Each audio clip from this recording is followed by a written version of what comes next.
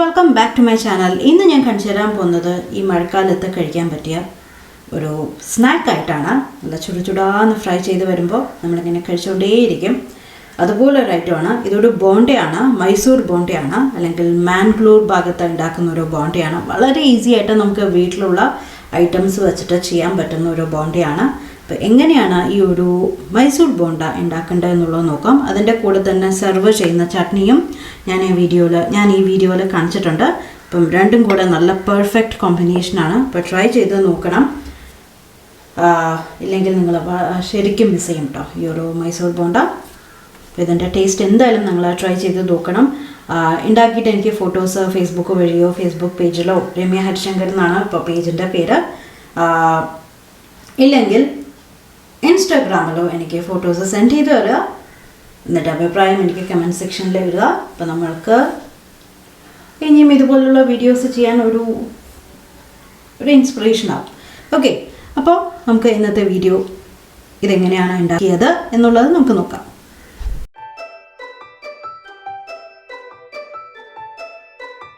നമുക്ക് മാംഗ്ലൂർ ബോണ്ട അല്ലെങ്കിൽ മൈസൂർ ബോണ്ട ഉണ്ടാക്കാൻ തുടങ്ങാം. അപ്പോൾ അതിന് വേണ്ടിയിട്ട് ഞാനൊരു ബൗളിലേക്ക് ഞാനിപ്പോൾ 2 പേർക്ക് ചെയ്യാൻ പറ്റുന്ന ഒരു അളവിലാണ് കാണിച്ചു തരുന്നത്. അപ്പോൾ ആൾക്കാരുടെ എണ്ണം അനുസരിച്ച് നിങ്ങൾക്ക് എണ്ണം കൂട്ടാം കേട്ടോ. അപ്പം ഞാനിതിലേക്ക് ഏകദേശം ഒരു 1/2 കപ്പ് മൈദയുടെ മാവ് ഇട്ട് കൊടുക്കുകയാണ്, മൈദയുടെ പൊടി ഇട്ട് കൊടുക്കുകയാണ്. പിന്നെ നമുക്ക് വേണ്ടത് ഒരു 2 ടേബിൾ സ്പൂണോളം അരിപ്പൊടി, സാധാരണ നമ്മൾ അപ്പത്തിനും ഇടിയപ്പത്തിനും ഒക്കെ എടുക്കുന്ന പൊടി മതി. അതൊരു 2 ടേബിൾ സ്പൂൺ ഇട്ട് കൊടുക്കുകയാണ്.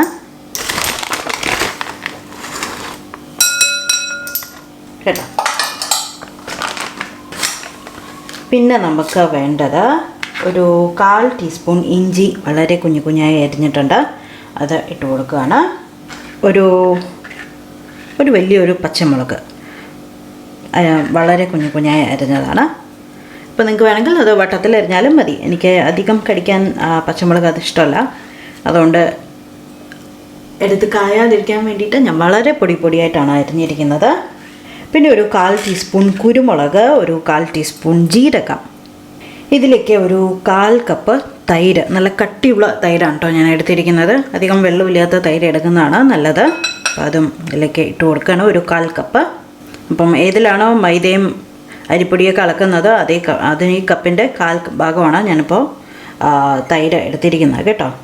ഒരു 2 നുള്ള ഞാൻ കായത്തിൻ്റെ പൊടി ആഡ് ചെയ്ത് കൊടുക്കുകയാണ്, ജസ്റ്റ് ഒരു ഫ്ലേവറിന് വേണ്ടി മാത്രം. ഒരു 1/4 ടീസ്പൂണിനും കുറച്ച് താഴെ ഉണ്ടോ ഇട്ട് കൊടുത്തിരിക്കുന്നത്. ഇതിലേക്ക് ഒരു 4-5 ഇല കറിവേപ്പിലയും കൂടെ ഇട്ട് കൊടുക്കുകയാണ്, ആ ഒരു ഫ്ലേവർ വരാൻ വേണ്ടിയിട്ട്. ചെറുതാക്കി കട്ട് ചെയ്തിട്ട് ഇട്ട് കൊടുക്കുകയാണ് കേട്ടോ. കുറച്ച് ഉപ്പ്, ആവശ്യത്തിന് ഉപ്പ് ആഡ് ചെയ്ത് കൊടുക്കുക. ഇത് മാവായതുകൊണ്ട് നോക്കിയിട്ട് വേണ്ടത് മാത്രം ആഡ് ചെയ്ത് കൊടുത്താൽ മതി. പിന്നെ നമ്മൾ ആഡ് ചെയ്ത് കൊടുക്കുന്നത് ഒരു നുള്ള സോഡാപ്പൊടി, നമ്മൾ അപ്പത്തിനൊക്കെ ഇടുന്ന സോഡാപ്പൊടിയാണ് ആഡ് ചെയ്ത് കൊടുക്കേണ്ടത്, അല്ലെങ്കിൽ ബേക്കിംഗ് സോഡ ആയാലും മതി. അപ്പോൾ ഒരു നുള്ള ഇട്ട് കൊടുക്കുകയാണ് കേട്ടോ. എന്നിട്ട് ഇതെല്ലാം നന്നായിട്ടൊന്ന് മിക്സ് ചെയ്യാം. വെള്ളം ഒഴിക്കണ്ട, ഇതിൽ തന്നെ അല്ലാതെ ഒന്ന് മിക്സ് ചെയ്യാം. അപ്പോൾ നമുക്ക് കുറച്ച് നല്ല തിക്കായിട്ട് നമ്മൾ ഉഴുന്ന് വടയൊക്കെ ഉണ്ടാക്കില്ലേ, അതുപോലെയുള്ളൊരു മാവാണ് നമുക്ക് വേണ്ടത്. അപ്പോൾ വെള്ളം എങ്ങാനും പോരാ എന്ന് തോന്നുകയാണെങ്കിൽ നമുക്ക് ബാറ്ററിൽ നമുക്ക് കുറച്ചുകൂടെ തൈര് ഒഴിച്ച് കൊടുത്തിട്ട് മിക്സ് ചെയ്തെടുക്കാം.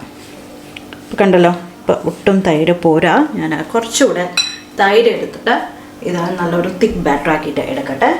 ഇത് കണ്ടോ, ബാറ്റർ ശരിക്കും ഉഴുന്ന് വട ബാറ്റർ മാതിരി നല്ല തിക്കായിട്ടാണ് ഇരിക്കുന്നത്.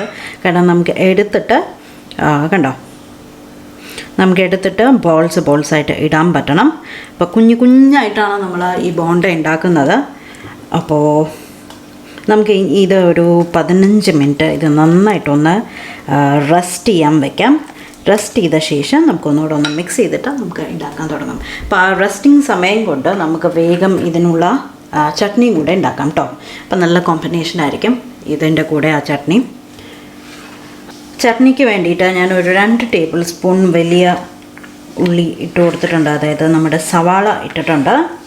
ഇതിലേക്ക് ഇതാ ഒരു 1/4 ടീസ്പൂൺ വരുന്ന മാതിരി ഞാൻ കുറച്ച് പുളി ഇട്ട് കൊടുക്കുകയാണ്, ഒരു നല്ലൊരു പുളിപ്പ് വരാൻ വേണ്ടിയിട്ടാണ്. ഒരു 2 ടേബിൾ സ്പൂൺ ചിരകിയ തേങ്ങ, ചെറിയൊരു കഷ്ണം വെല്ലപ്പൊടി, അതായത് ശർക്കരയുടെ ചെറിയൊരു പീസ്, ഒരു 1/4 ടീസ്പൂണോളം ആഡ് ചെയ്ത് കൊടുത്തിട്ടുണ്ട്. ഒരു 2-3 വറ്റൽമുളക് എരിവിനനുസരിച്ചിട്ട് ഇട്ട് കൊടുക്കാം. ഇപ്പോൾ ഒരു 3 ഞാനിപ്പോൾ ഇട്ട് കൊടുത്തിട്ടുണ്ട്. പിന്നെ നമുക്ക് ഇത് അരയ്ക്കാൻ വേണ്ടിയിട്ട് കുറച്ച് ഉപ്പും കൂടി ഇട്ടിട്ട് നമുക്കിത് നന്നായിട്ട് അരച്ച് എടുക്കാം. വെള്ളം ഒഴിക്കണമെങ്കിൽ കുറച്ച് വെള്ളം ഒഴിച്ചിട്ട് നന്നായിട്ട് അരച്ചെടുത്താൽ മതി. കുറച്ച് തിക്കായിട്ടാണ് നമുക്ക് ഈ ചട്നി വേണ്ടത്. അപ്പം നന്നായിട്ട് അരച്ചെടുത്തിട്ട് ഞാൻ കാണിച്ചു തരാം. ഓക്കെ, അപ്പോൾ നമ്മുടെ ചമ്മന്തി റെഡി ആയിട്ടുണ്ട്. കണ്ടോ, നന്നായിട്ട് അരച്ചെടുത്തിട്ടുണ്ട്. കുറച്ച് വെള്ളം ഒഴിച്ചിട്ട് നന്നായിട്ട് അരച്ചെടുത്തിട്ടുണ്ട്. ഇനി നമുക്കിത് വേണമെങ്കിൽ ഇങ്ങനെ തന്നെ സെർവ് ചെയ്യാം, കുറച്ച് വെളിച്ചെണ്ണ ഒഴിച്ചിട്ട്. ഇല്ലെങ്കിൽ കുറച്ച് കടുക് വറുത്തിട്ട് കറിവേപ്പിലയും ഉഴുന്നുപരിപ്പും കടുകും ഒക്കെ ഇട്ടിട്ട് ഒന്ന് കടുക് വറുത്തെടുക്കാം.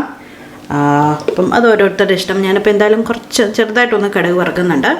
അപ്പം ഞാനിത് എന്തായാലും സെർവ് ചെയ്യട്ടെ. സെർവ് ചെയ്തിട്ട് നമുക്ക് ഇനി മാവിൻ്റെ കാര്യം, മാവ് ഒരു 15 മിനിറ്റായിട്ട് റെസ്റ്റ് ചെയ്യുകയാണ്. അപ്പോൾ അതിൻ്റെ കാര്യം ഒന്നുകൂടെ ഒന്ന് ഇളക്കി കൊടുത്തിട്ട് നമുക്ക് ഉണ്ടാക്കാൻ തുടങ്ങാം.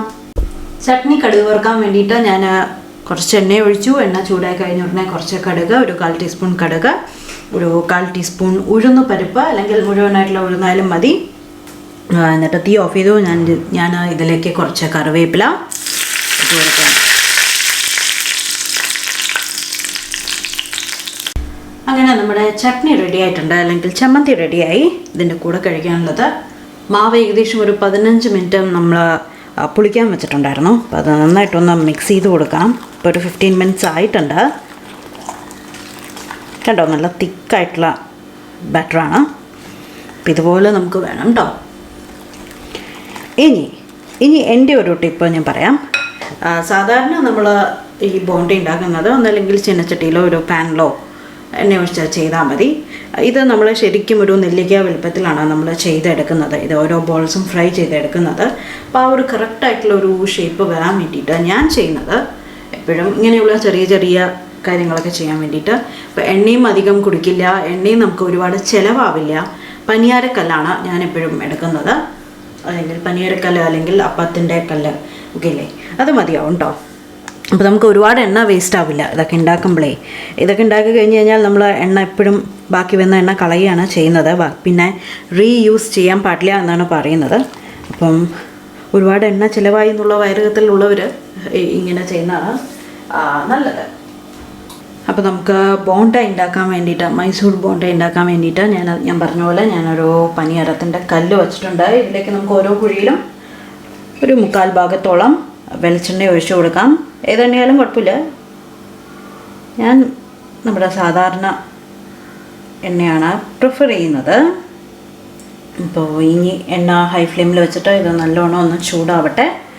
ചൂടായി വന്നാൽ നമുക്ക് ചെറിയ ബോൾസ് ആയിട്ട് ഇട്ട് കൊടുക്കാം. അതല്ലെങ്കിൽ കൈ കൊണ്ട് ഇട്ട് കൊടുക്കാം, ഇല്ലെങ്കിൽ ഒരു സ്പൂൺ കൊണ്ട് ഇട്ട് കൊടുക്കാം. ഞാൻ കാണിച്ചു തരാം എങ്ങനെയാണെന്നുള്ളത്. എന്തായാലും നമ്മുടെ പാൻ നന്നായിട്ട്, ഈ പാനല്ല പനിയാരക്കല്ല, നന്നായിട്ടൊന്ന് ചൂടാവട്ടെ കേട്ടോ. ഇപ്പം ഞാൻ എന്താ ഒരു സ്പൂണിൽ കുറച്ച് എടുത്തിട്ടുണ്ട്, നമുക്ക് ഇട്ട് കൊടുക്കാം.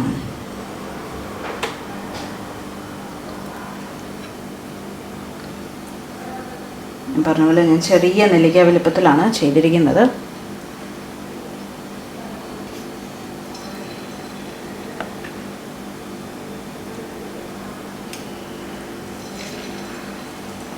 നല്ലൊരു ഗോൾഡൻ ബ്രൗൺ നിറമുന്ന സമയത്ത് നമുക്ക് തിരിച്ചിട്ട് കൊടുക്കാം. ഒരു 2-3 മിനിറ്റ് 2 ഭാഗവും ഒന്ന് ഫ്രൈ ചെയ്ത് എടുത്തു കഴിഞ്ഞാൽ നമുക്ക് നമ്മുടെ ബോണ്ട റെഡിയാവും. ശ്രദ്ധിക്കേണ്ടത് ഒരു മീഡിയം ടു ലോ ഫ്ലെയിമിലേക്ക് വെച്ചാൽ മതി. കാരണം ഉള്ളിലെല്ലാം നമുക്ക് നന്നായിട്ട് വെന്ത് വരണം. അത് മാത്രമൊന്ന് ശ്രദ്ധിക്കണം കേട്ടോ.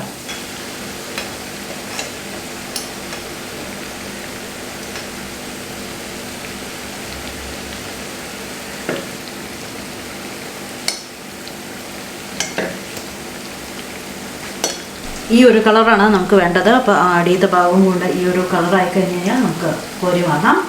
ചെറിയ സൈസ് ആയതുകൊണ്ട് പെട്ടെന്ന് തന്നെ ആയി കിട്ടുമല്ലോ. ഒരു 5-10 മിനിറ്റിൽ അത് ആയി കിട്ടും. അപ്പോൾ ഞാൻ ഇത് വാങ്ങിയ ശേഷം അടുത്ത ബാറ്ററും ഇതേപോലെ ഒഴിച്ചു കൊടുക്കും. ഇതേപോലെ ഫ്രൈ ചെയ്യും, എടുക്കും. എല്ലാം വാങ്ങിയ ശേഷം ഞാൻ കാണിച്ചു തരാം സെർവ് ചെയ്തിട്ട്. ഓക്കെ, അങ്ങനെ നമ്മുടെ മാംഗ്ലൂർ ബോണ്ട അല്ലെങ്കിൽ മൈസൂർ ബോണ്ട റെഡി ആയിട്ടുണ്ട്. എന്തായാലും എല്ലാവരും ട്രൈ ചെയ്ത് നോക്കണം. നമ്മുടെ ചട്നിയും ഇതാണ് റെഡി ആയിട്ടുണ്ട്. കണ്ട, ഞാൻ കടുക് വറുത്തിട്ടുണ്ട്. ഇത് എടുക്കുക, ഇതിൽ ഒപ്പ കഴിക്കുക, അത്രയേ ഉള്ളൂ. നല്ല ചുടാ ബോണ്ടയാണ്. അപ്പോൾ ഈ മഴക്കാലത്ത് കഴിക്കാൻ പറ്റിയൊരു സാധനമാണ്. എന്തായാലും എല്ലാവരും ട്രൈ ചെയ്ത് നോക്കൂ. ട്രൈ ചെയ്തിട്ട് അഭിപ്രായം പറയൂ. വീഡിയോ ലൈക്ക് ചെയ്യാനും ഷെയർ ചെയ്യാനും മറക്കരുത്. നമ്മൾക്ക് പുതിയ വീഡിയോ ആയിട്ട് വീണ്ടും കാണാം. Bye bye.